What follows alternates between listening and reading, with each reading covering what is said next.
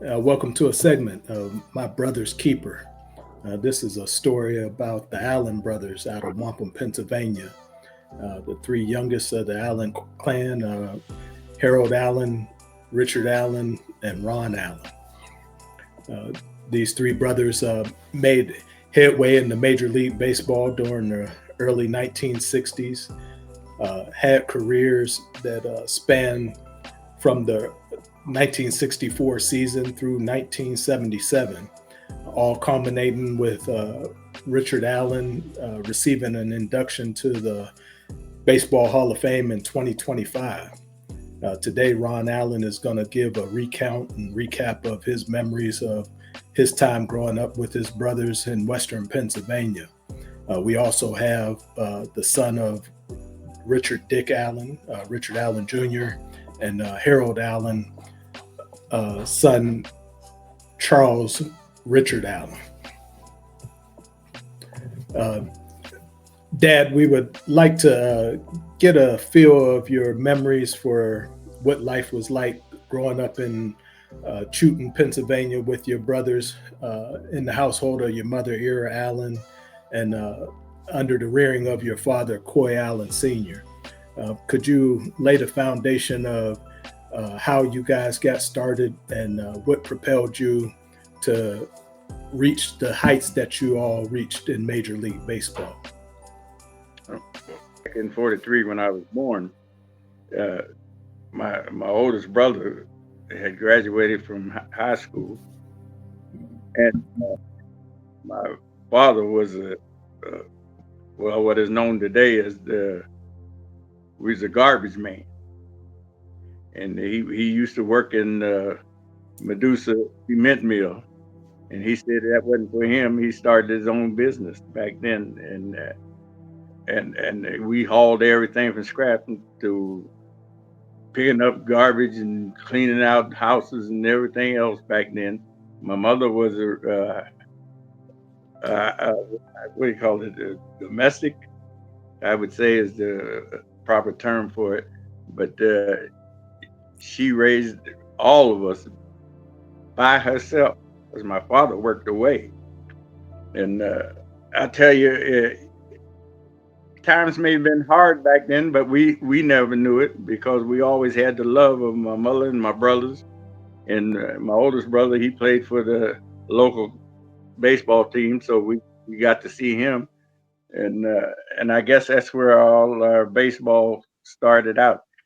Now he was on the first all state team in Pennsylvania back in 1943, and from what I understand, I was too little to know this, but everybody else that played against him and knew him, like Chuck Tanner and whoever else was noted in the county, uh, used to always tell us how great he was, you know.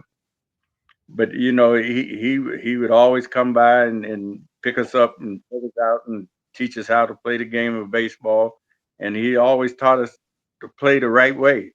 One thing he always said to us, I don't ever want to see you arguing with an umpire, and that's when we signed. He said, if you're good, you show them that you're good. You don't have to tell nobody that you're good. And and we picked it up from there. And then we started listening to the ball games. And then when Ernie Banks came in, that caught your Uncle Dick's eye. And that's all he ever talked about was being Ernie Banks and wanting to be Ernie Banks. Now you take Rick's dad, he was one that you couldn't tell him that he couldn't do something. Eh, He would prove it to you. I don't care how hard he had to work or what he had to do, he was going to prove it and make it. And he would make you a better athlete than when you started if you wanted to play with him. Now, one thing that I heard Uncle Dick say, he said, all my life I never played without one of you guys. And I thought about it, and he was right. All the way through Little League, before I was old enough to start playing, he had Hank to play with. When Hank was finished with Little League, he had me to play with. And I'll never forget we went one year when Little League had just started out all across the country then. We wouldn't play the team that was supposed to be a stellar team in the Little League. And by the fourth inning, we was beating them 44, 46 to nothing. And from then on, it just went on. We watched Uncle Caesar play basketball. We used to go to games, and they drug me along, and it was always something that I wanted to do. But So just giving a little bit of background and color to your entry into the world in a large family.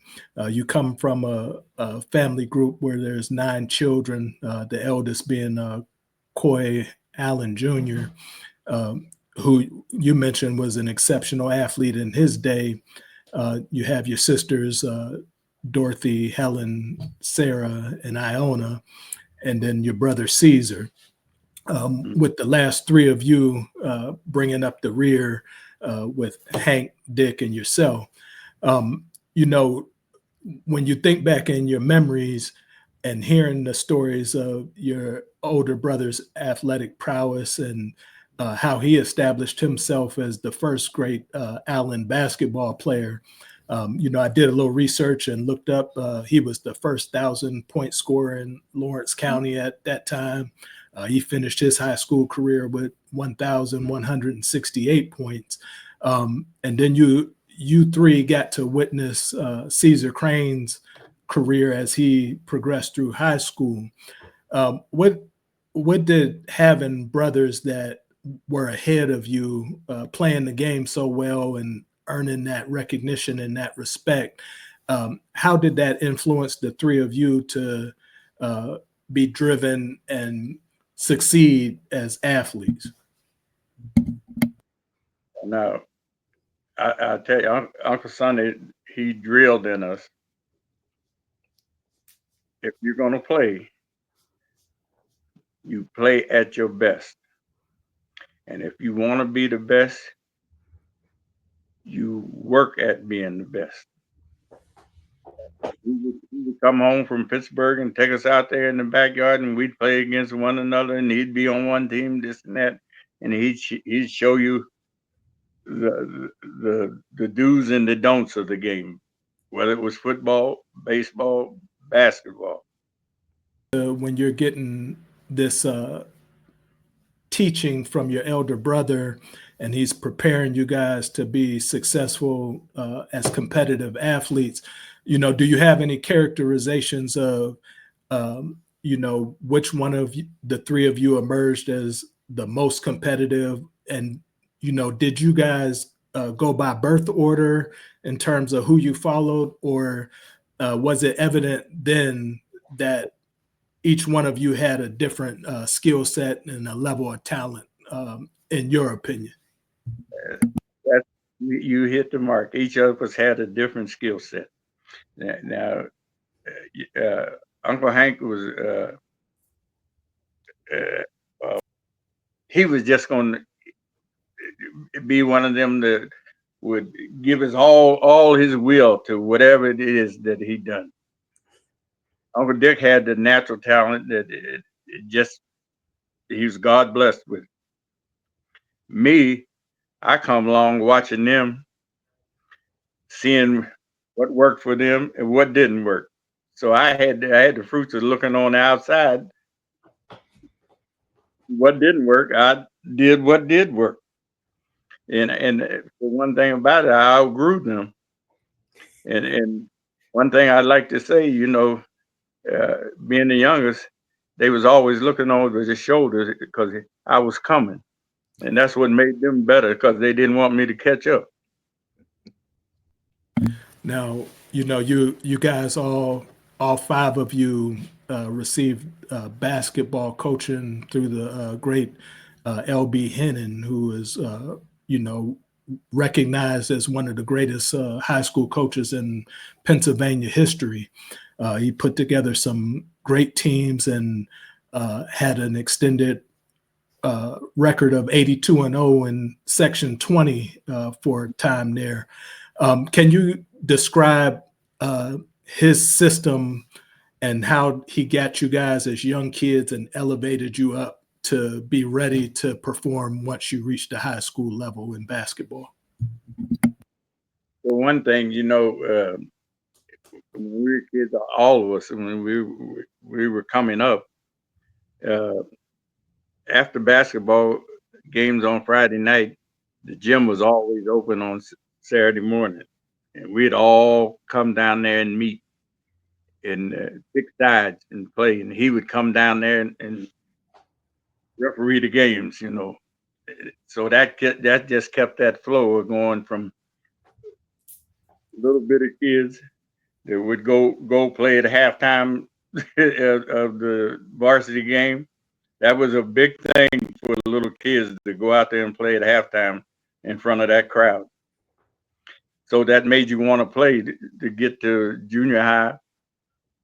When you got to junior high, you wanted to get to the JV, and then on, if you were good enough, you might even pass JV, like I did. But when they won the state championship back then and there, you always wanted to seek that as the goal, to win the state championship, and we were fortunate enough to do that. Coach Hennon had some unusual tactics by today's standards in terms of getting you all prepared and acclimated to the game. I've heard the stories of the smocks that you guys wore with the weighted vests, and the galoshes that you wore on your feet, and the workman's gloves with the welder's glasses that were taped at the bottom. Could you explain, how that helped in a player for Wampum's development, and then how that translated into success on the court for the time that you guys were in high school? Well, the galoshes that we wore in practice, it was to coordinate you, gave you a spring or a step for jumping.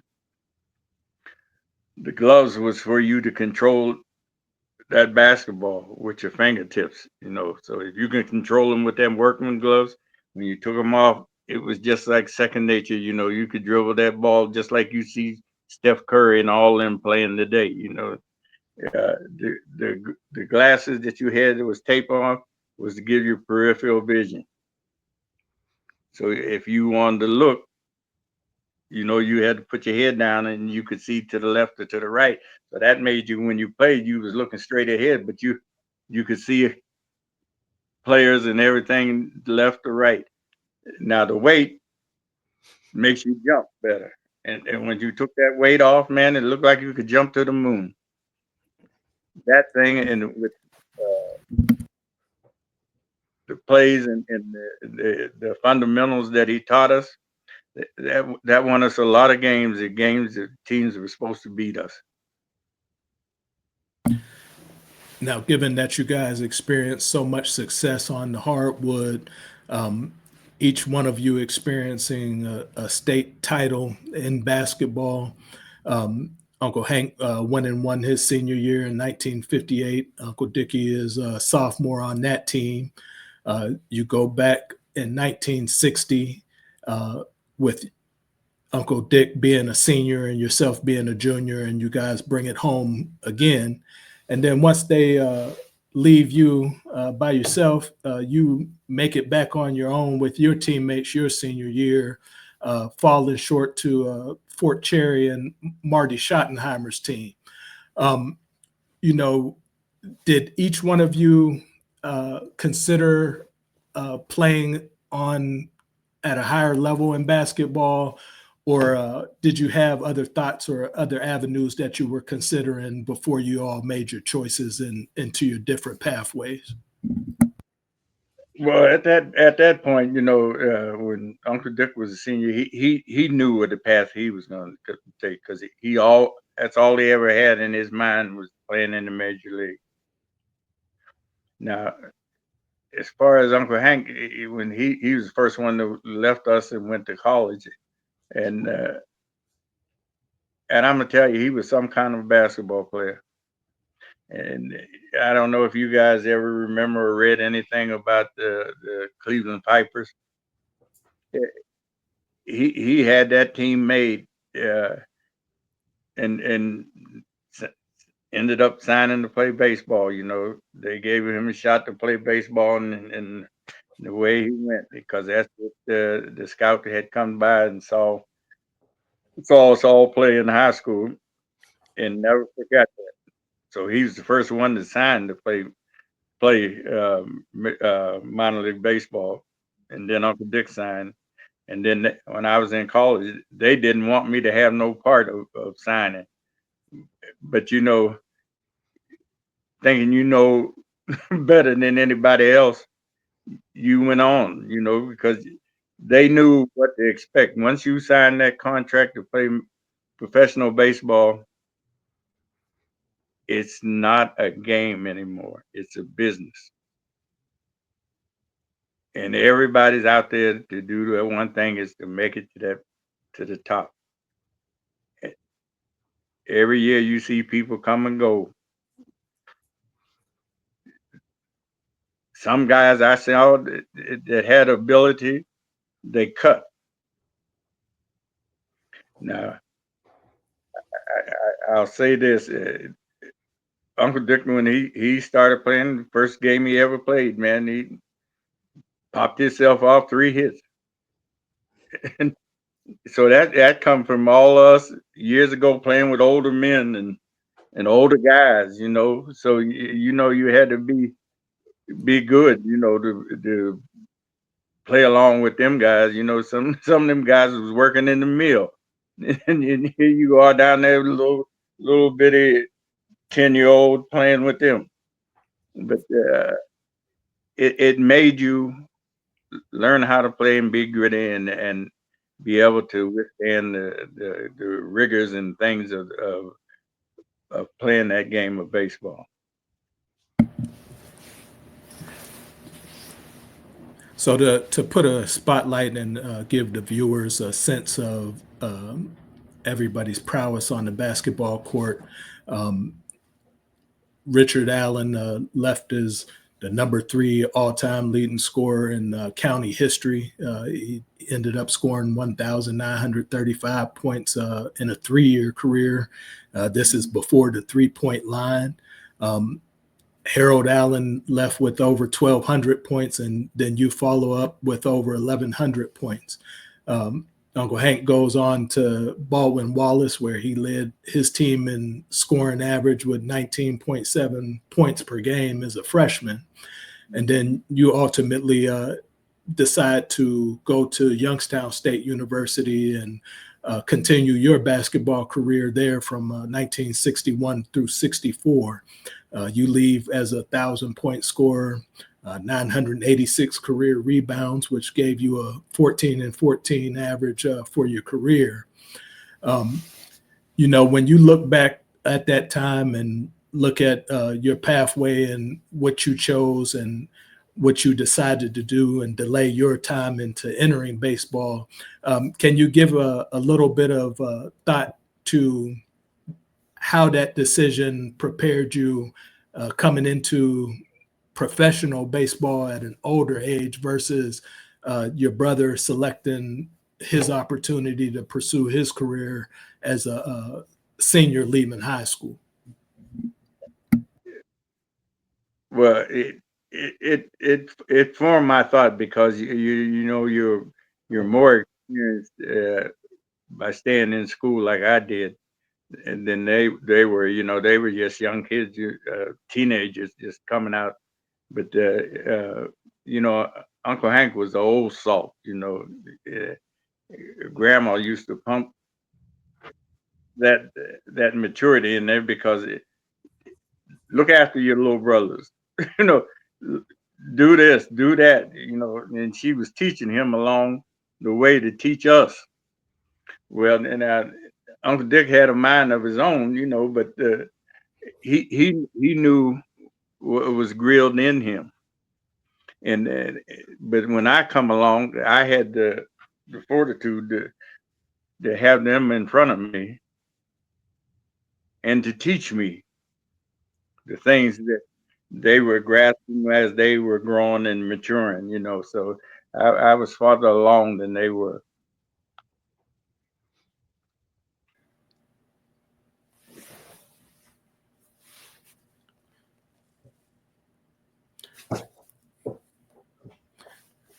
So, Ron, can we talk a little bit about your parents and their impact on you and your brothers and sisters' life? Can you give some characterization of uh, the personality and the expectations of your mother? Well, my mother was always a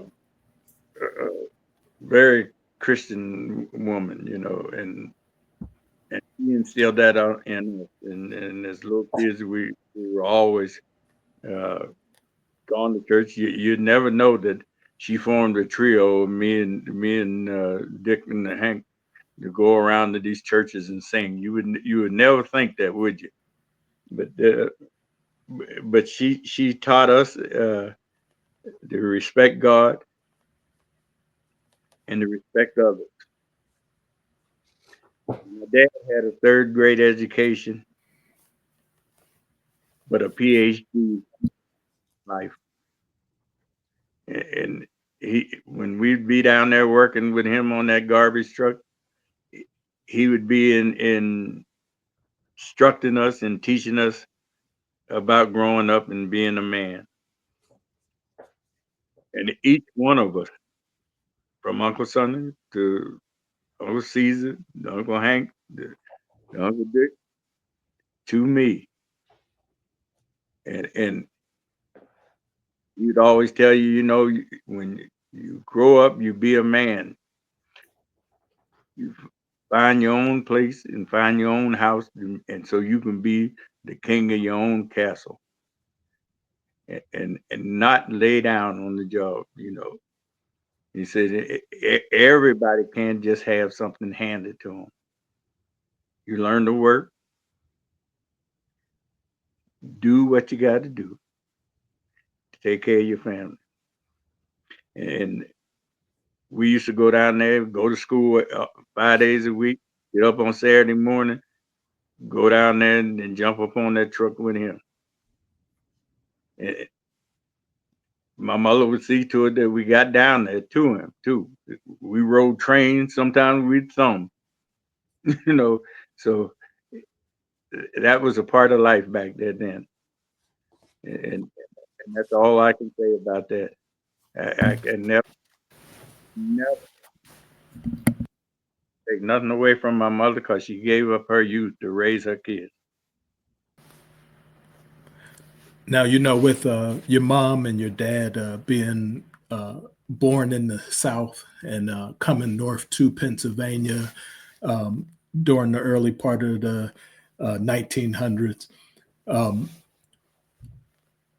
them not having athletic backgrounds and that not necessarily being an option and a pursuit for them, how did each one of your parents look at uh, the success and the opportunities that were being afforded to you and your brothers in terms of life development and as an enhancement to being a youth and maintaining yourself around the area that you guys grew up in?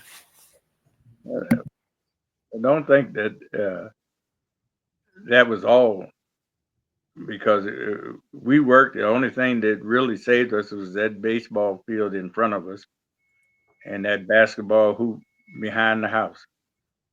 And I can remember my dad used to say, "Come on here, boys, and get in this truck so we can go to work." Yeah, that ball ain't gonna do nothing for you because he did not know. Neither did I. I didn't know that they had minor league baseball teams back then, you know. So we had a few guys that lived in Wampum that had signed with different teams, and we knew because the older guys would tell us they was away playing, and next thing they know, they was back home. But when we left,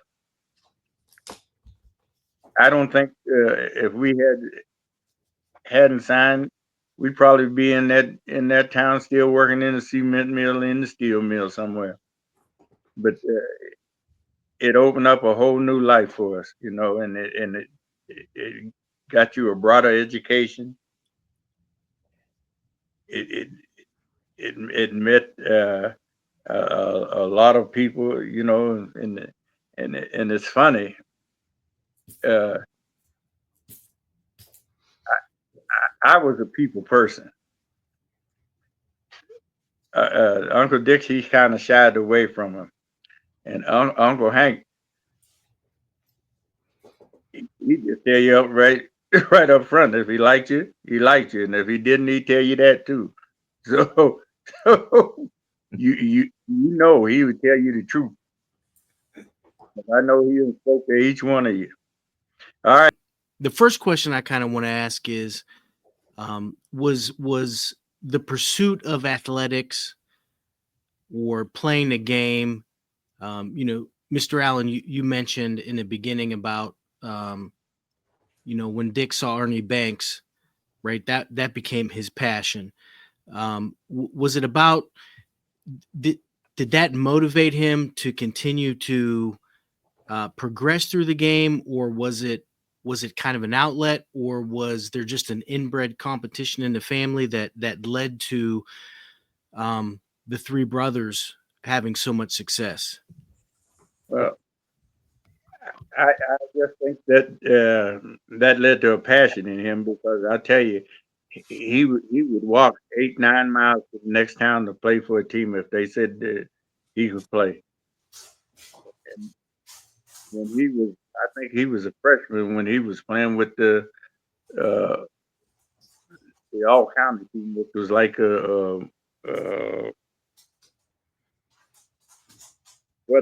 didn't call it a professional, but it was like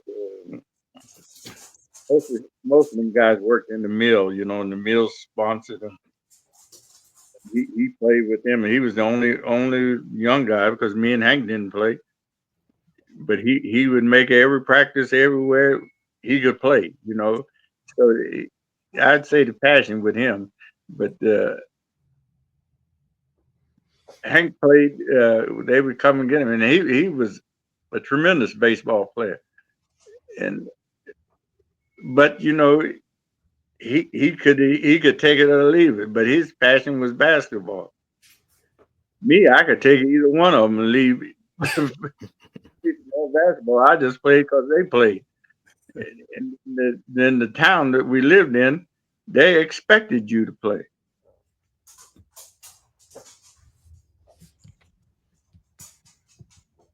So, and this is for all three of you.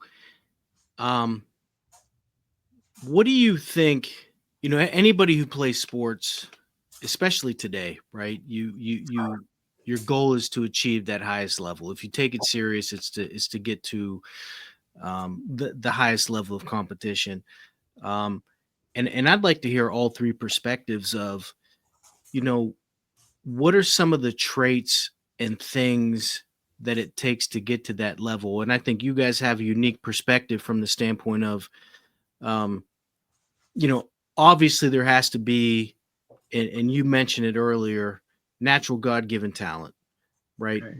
But there's also, other than physical talents, of you also mentioned that there were guys that would come into um, training camp, spring ball, and they'd be gone.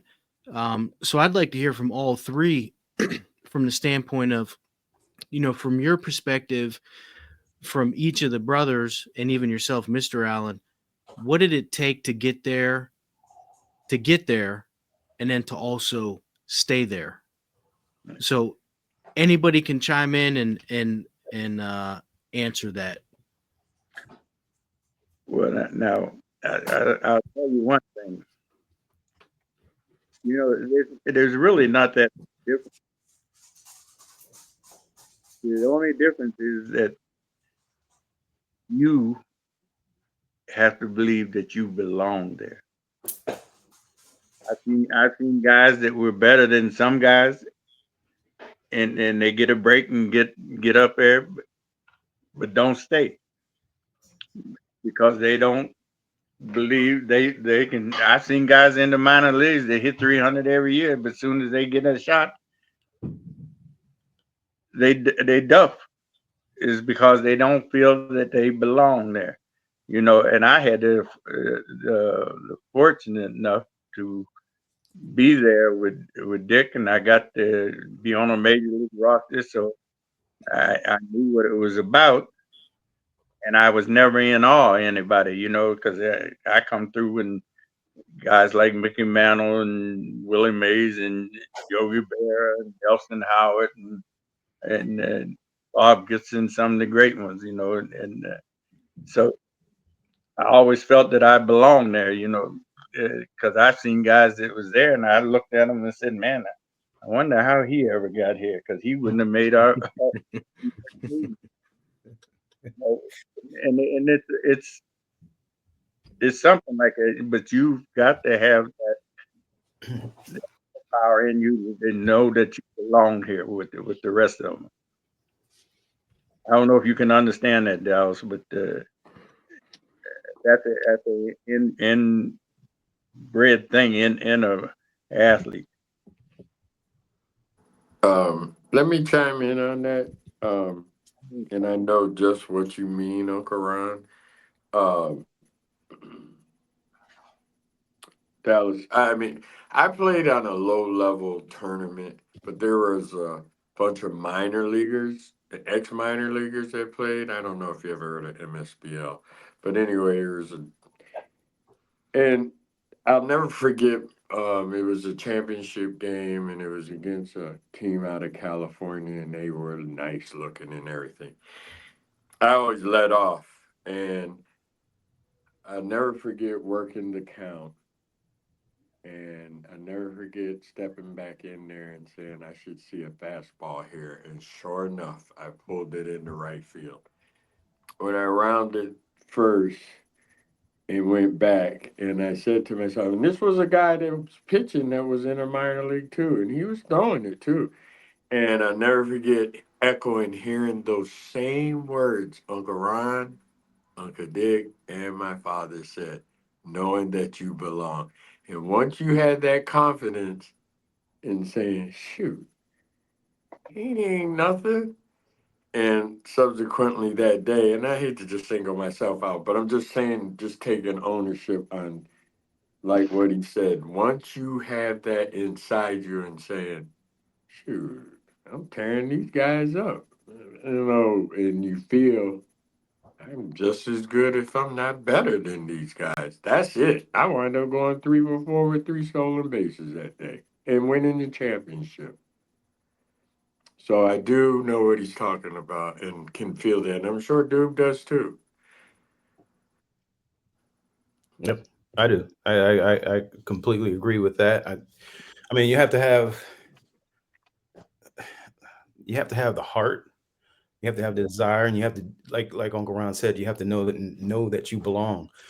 Um, I remember being in an instructional league with the Dodgers, 87, 88, and this was in Arizona, and it doesn't rain in Arizona, but the coaches were looking at guys. It rained. It literally rained one day, and I'll never forget my roommate John Knapp.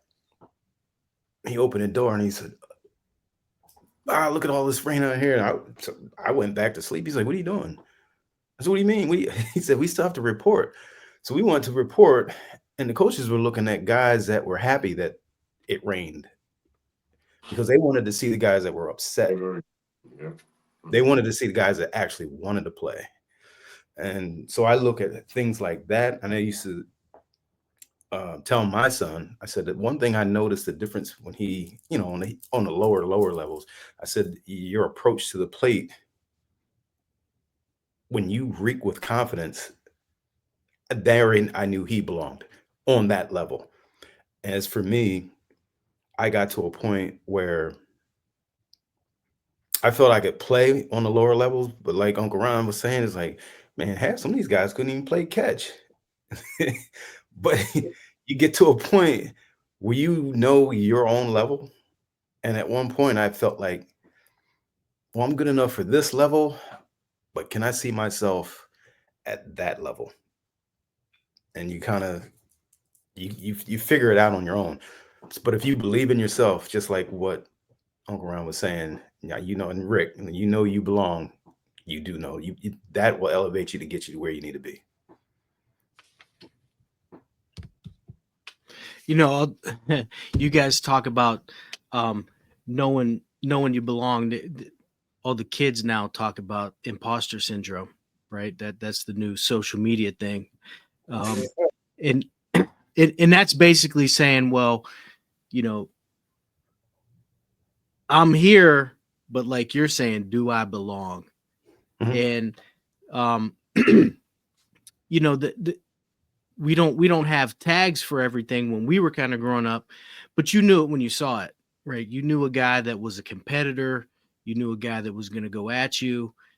And I distinctly remember, I'm down at YSU playing, and it's our first fall ball, and it's a critical situation, and I'm fighting a guy. It's 3-2 count, and I just remember saying, like, there's no way he's going to win this. Like, I don't know what's going to happen, but he's not going to beat me. And there's that switch that flips, and I don't know why it happens, but it does. And it's amazing to hear about that success of all the brothers at such a high level, from the lower levels, just going out and playing guys and on the mill teams. And then, today we're here talking about three brothers who have all had stints in the major leagues, and one who's now a Hall of Famer. And I think that's an important part of this is,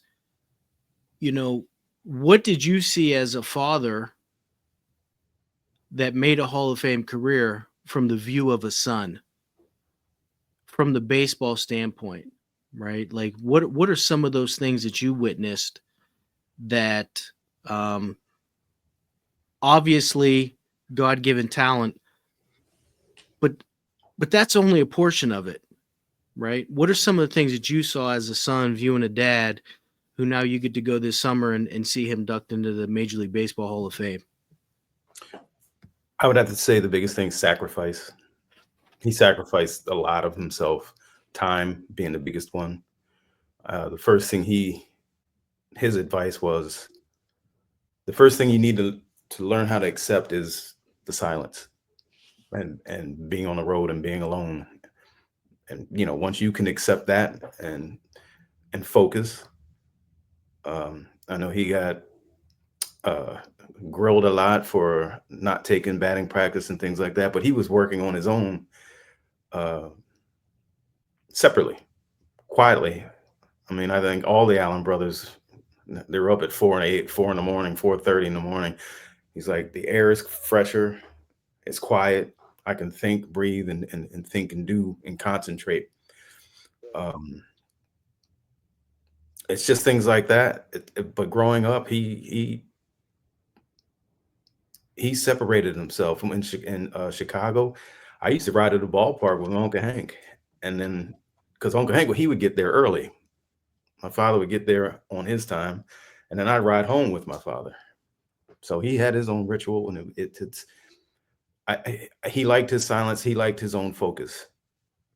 That's pretty much what he did then. I mean, I'm talking about even as far as getting dressed. I remember getting to the ballpark. Well, when he would arrive to the ballpark, getting dressed was a ritual for him. He'd sit down. That was the first thing he did, and he'd look up. And I swear, I think it would take him 40 minutes to get dressed. It seemed like he pulled the sanitaries up. He had to roll them down, and then he'd get up. He'd go to the bathroom. He might shadow box with someone along the way. I mean, and I think that backfired on him when he got to Oakland because they had like 5 different uniforms. And I remember he put the wrong one on. Everyone else had something else. I said, Dad, you got, and he had to undo the whole thing and do it. But to answer your question, I think I think his thing was silence and focus. He wanted to do it at his time, on his terms, to where he had his mindset. Mm-hmm. Mm-hmm. Do you guys have any other thoughts on Mr. Allen, your perspective as a professional baseball player, and Rick as seeing your dad play and in your own endeavors? Well, it's just funny. So a lot of guys that I have played with, and to see their sons out there playing now, you take it's really strange, when you say like what's the boom that manages the Yankees, Aaron. Mm-hmm. I remember when they were like 2 and 3 running around, all over the ballpark and stuff. And you look and you say, man, has this game changed? Say, my goodness. I have to say it because I didn't get a chance to actually talk with you, but I had the privilege yesterday of sitting with Charlie Manuel. Oh, Yeah, oh Wow. man, all he did was talk about Youngaron. That's man. all he did. And Rick, I didn't even have a chance to tell you. And it's funny because he just turned 80 something years old. Well, we're sitting there. Mhm. Don't you know he acted like it happened yesterday? He said, "Well, he said, I'll tell you something." He said, "It was bases loaded. We're in the minor leagues." And he said, "I hit a ball. I hit it pretty good. I knew I hit it pretty good. Hank went up there and took that grand slam away from me." He was talking like it just happened last night. He was like that mad. I said, it's amazing how you never forget those things. And it's sort of like what you were saying, Dallas. That guy wasn't going to get in there. He was not going to beat you right there. And it made me. What I can remember my father playing, and I'm sure you guys all know Duke, Chris, Uncle Ron. My dad was a stickler about being on time and just doing things to a T. I could just remember that, watching him, following exactly how to do things, and him telling me that too. From a little boy saying, "Look, this how he," and even down later in life, even up right until the last year, always saying things like he'll point something out and saying, "Now you see, like he'll say, you see that he over there, he went 0 for 4, but look what he's doing right now. Got his feet laid up, smoking a cigar when he should be out having extra batting practice." That was the kind of that my dad was. He was always thinking of ways of doing better, and he was just like a real punctual stickler, straight up and down, square, no round edges type of man. As we reflect on what this segment has been about, and this impending Hall of Fame induction for our family member Richard Anthony Allen Sr., better known as Dick Allen. There's been a lot said, a lot written. There are multitudes of people that have thoughts and opinion, but for me, it's always through the lens of baseball, athlete, superstar, enigmatic personality. But for the 4 of us who got to experience Dick Allen on a personal, intimate level, we know that he was much more than that, and he has meant much more than that to our family. Hank Allen, you just cannot say enough about what his influence was and what his presence was and his steady guiding hand for each of us at various points in our development. Dick Jr., I'll start with you. Can you give me an assessment and what this career and the wait for this moment has meant to you, your mother, your brother, and kind of give us your own personal thoughts of why you feel like that this is the right time for this to happen.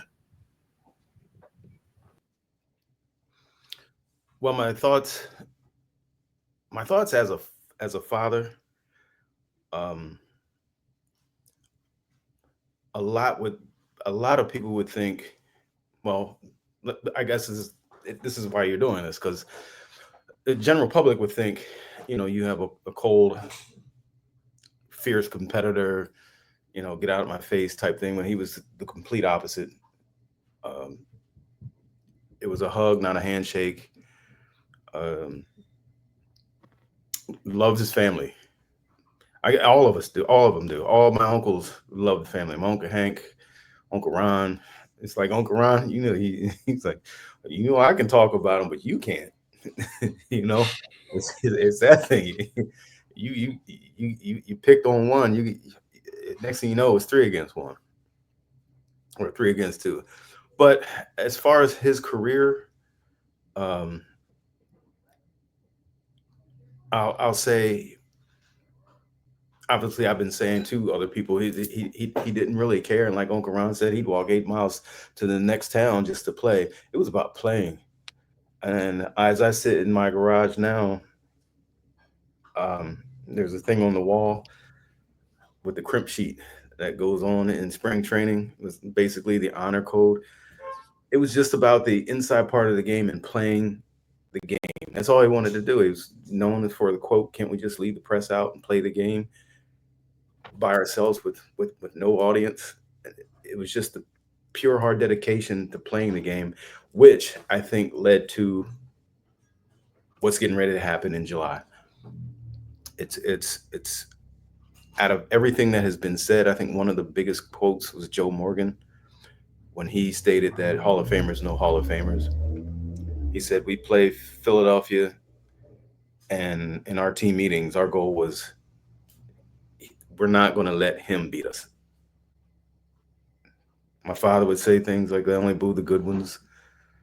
You know, I didn't have that mindset that he just, you know, the more people booed in his mind. Now I sit and think, it's like he was probably going, "Wow, I'm really that good," because that was motivation in his mind.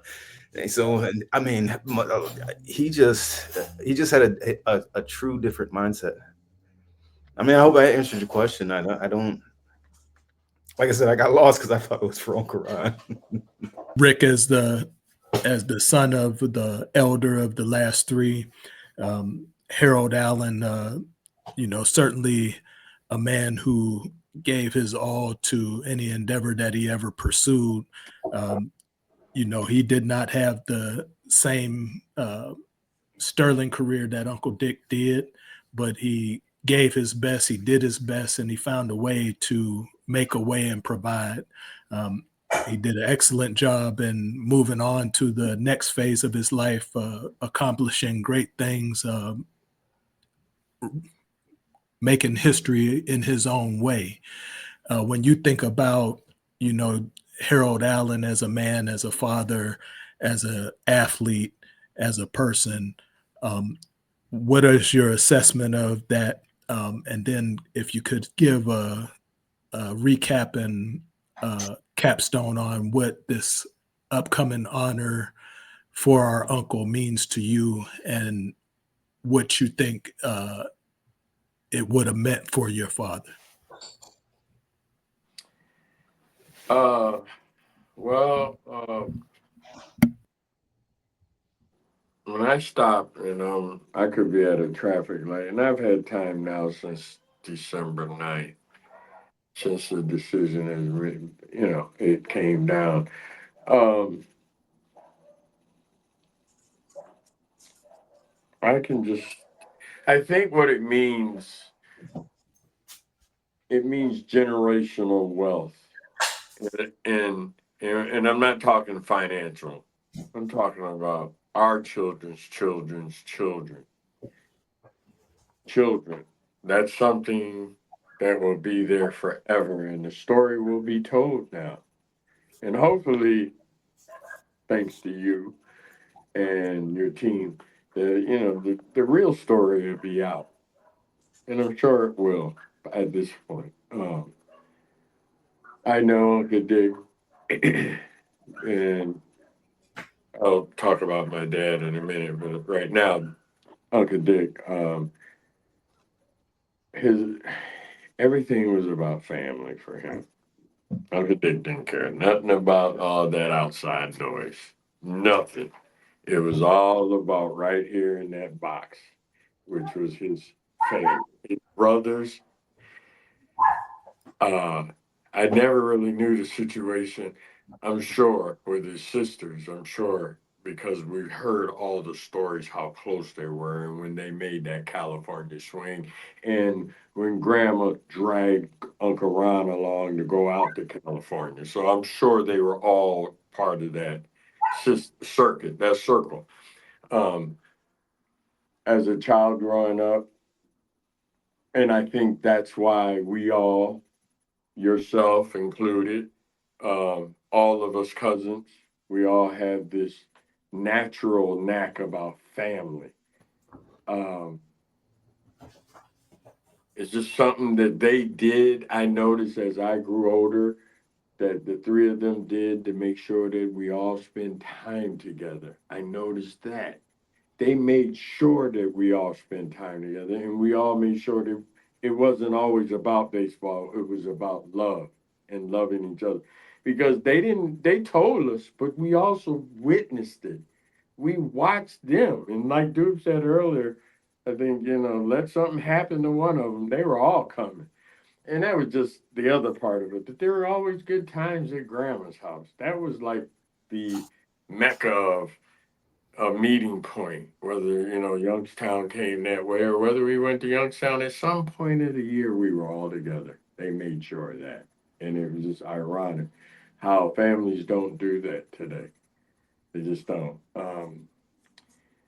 But like I said, I have two grand boys now, younger grand boys. I have a total of four, but the younger ones are athletes. And this is, that generation and even the ones after them, they will always know that associated, there's this name, Allen. And I think that to me is what Uncle Dick is all about. Yeah, he enjoys his teammates being put up there and everything, but that name, Allen, and that's something that's been drilled in us since we were born. And there's a precedent, or however you say that, a precedent, how we should, a standard, that's the way I should say. I never forget that. And they said that their father, my grandfather, Coy, he was just so proud. And if one of them, somebody was born in the family and they went down to Coriopolis and told them, he'd yell out, "We got another one." He'd be going in different little spots where he had to do it. "We got another one." There was a meaning behind that, why he said that. And as I'm mature now, I know why he said it, now that I have my own. And they got to go on in this world. And so, but that's what I think Uncle Dick, that meant more to him than anything. What it's going to do to generation. So speaking about the man, Harold Allen, who, it wasn't too long ago he transitioned, and I miss him dearly. There's not a day that I don't go by that I just go, "Dad." That's I just say that out, and I'm sure you do, and Uncle Ron probably know. Um,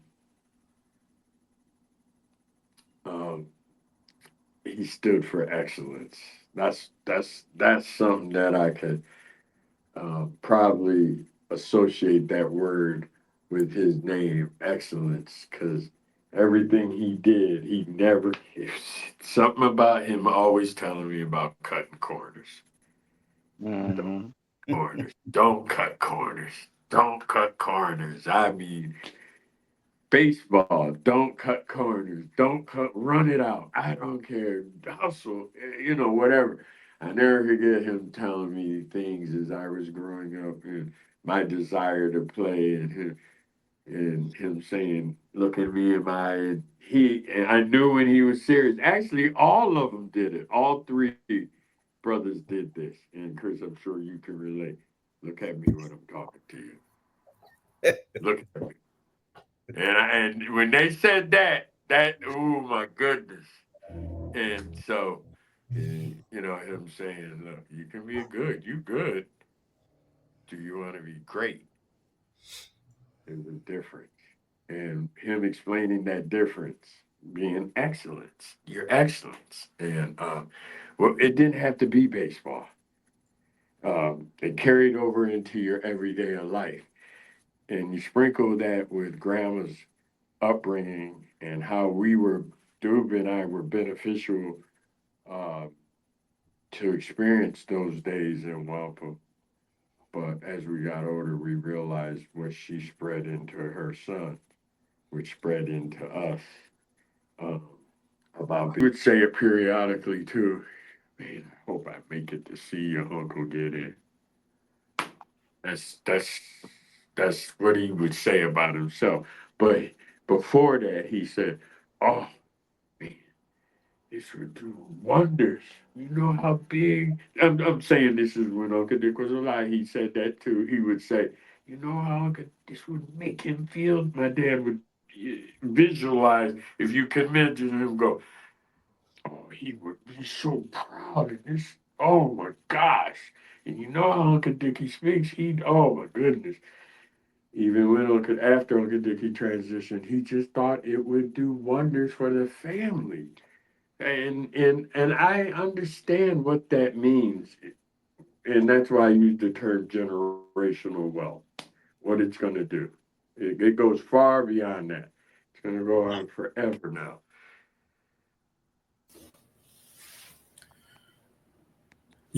As the youngest Allen grandson, I didn't get the opportunity to go to the ballparks to see the three of you in your prime when you guys were playing. But, you always have been a representative and an example of what manhood means. You've always tried to instill in me personally to be accountable, to stand up, and to, if you start something, make sure that you finish it.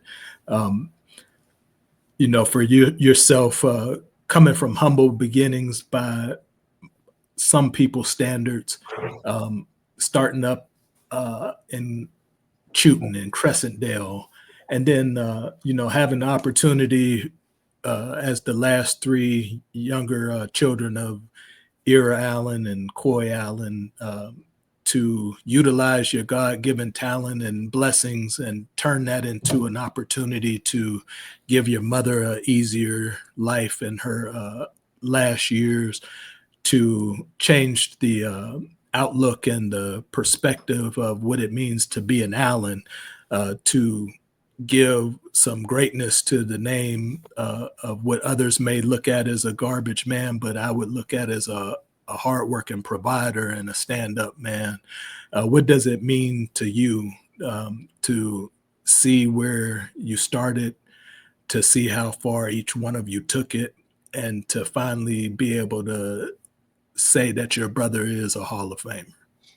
Had both of your fathers always left it up on me. They said, you know what you got to do. We don't have, we know this is my son, but this is your son too. And this is your son too. Whatever comes from you comes from me. And when I say that, I want it understood. But Grandma used to put it all in us, and Grandpa too. And that's the thing that I miss.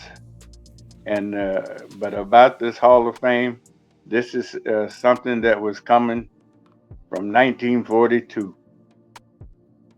because that boy lived it, wanted it,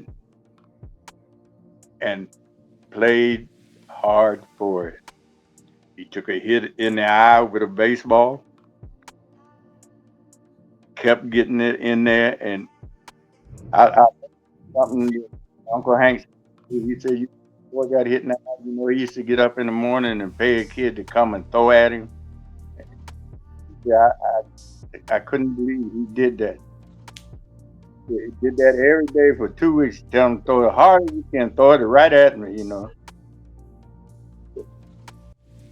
That's so he wouldn't be scared of being pitched at again, thrown at. But this kind of life, that book, this life we value and what we take with us. And that's the thing that we take on and expound to our family for generations. Now, people may not understand that, but that's a breed. And whatever we got, it was put there by God for us to help others. And if it can be for somebody, don't hold back. These are the things I'm asking you guys to do. Now that your fathers are not here, we're gonna revel in Uncle Dick's glory, and we're gonna be thankful for it. I appreciate each and every one. I remember the days me and him and Uncle Hank used to sit down and it'd just be the three of us and be laughing and joking and telling on each other. You remember when you did this and you remember when you did that? Eh, Those are the glory days. And to be crowned like that, there's only one other crown that is even better, and that's when you hold the crown up with the good Lord. All right, that's all I got to say, and you guys take it on from here. I love you. Be blessed. Dallas, I thank you for even being a part of this. I appreciate you letting me be a part of it.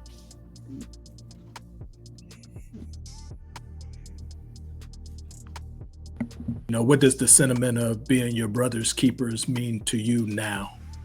Now that they're gone, they are, or I am really their brother's keeper because I hold them dearly. I'm thankful for the years that I had with them, and I can't wait till I join them. But to you all, only one thing I can say: I'm here. You know I'm here. You know you're always gonna get whatever this is that you need. The love I know you feel, the knowledge that I got, I pray every day that I can extinguish it to you for whatever need that you need. Thank you. Thankful for you guys. Representative for your father, Richard Anthony Sr., what does that mean to you as far as being your brother's keeper? My brother's keeper, what it means to me now is I understand what I didn't understand years ago, what Uncle Ron just said to me. He speaks to me through my father, so I get it now, and I understand all of it. It's a whole family thing. This whole conversation, I have actually learned something that I didn't know from what Uncle Ron has said, from Granddad. My father has said to me. I never knew where it came from, and now I know. So this whole thing has been educational to me and beneficial. And this was a great idea that you put together. So this whole thing means a lot. It really does.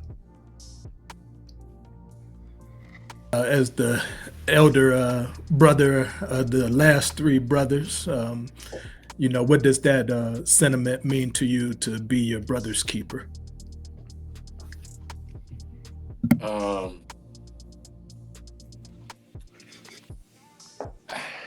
just loving and looking out for one another, making sure everybody's okay. Much just like Dube said, as you mature, our whole lives they talk to us. There's been those car rides from Youngstown to Wampum, maybe DC to Wampum, and we're in the car with them. And they're giving us educational talks. I can remember a lot of them. I can remember, and you too. I'm sure you can. But like Dube said, I get it now. I get it. I get it. I've been got it, but it's passing it on to our boys. And hopefully one day they'll say the same thing. I get it. I get it. I get it. So that's what it really means to me about our standard, how grandma had brought her boys into the world, and I'm sure she's looking down on us. It's the same thing with her grandchildren. It's the same thing. And it holds fast in me to this day. And I'm very honored and proud to have someone like that as my grandmother, as well as my grandfather, who taught them all the good work ethic and where I get it from. I watched that. They didn't have to tell me. The success they had, they got it through hard work. And I know anything that I need, I gotta do it with hard work and being a good person, and everything will fall in line. So that's what that means to me, is what grandma, granddad, through our fathers, now through us, through our children. That's what it means to me, our brother's keeper.